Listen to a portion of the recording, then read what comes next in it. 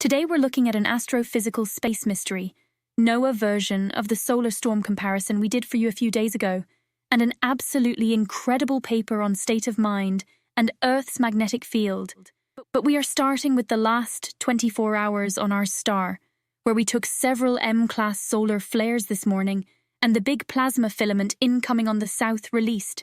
A few of the central destabilizations may have made very slight solar wind enhancements in Earth's direction, but they will be minor. Taking a closer look, biggest flaring occurs on the right near the limb. Bottom left, the big filament tears away and does so southward, and two minor filament pops near center disk occurred as well. None of them put anything significant towards our planet, so let's go to the first article where once again the explanation is black hole science, but all they have observational evidence for is the sudden vanishing of stars in the night sky. They have found examples of stars that don't go nova, they just go dark and seem to disappear. And while they say they have just randomly collapsed into black holes, this is where Dr. Robitaille's emissivity arguments come into play. Up next, here is NOAA version of the recent solar storm comparison. Things to reconcile are as we said they were. The May 2024 event was so much weaker in terms of what our star blasted out.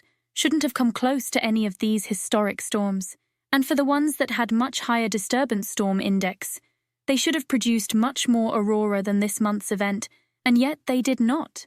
Whether it's the level of disruption to the visual auroral display, this month's storm was only as spectacular as it was because our magnetic field is weakening.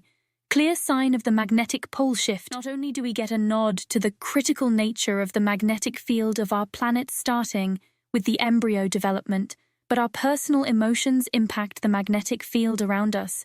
Positive ones amplify the local field, negative ones decrease it. This is implications for society and our planet as a whole, and for your own demeanor during these disaster cycle events unfolding now in which we'll amplify in the years ahead. We greatly appreciate your support. Do share your thought in comment section.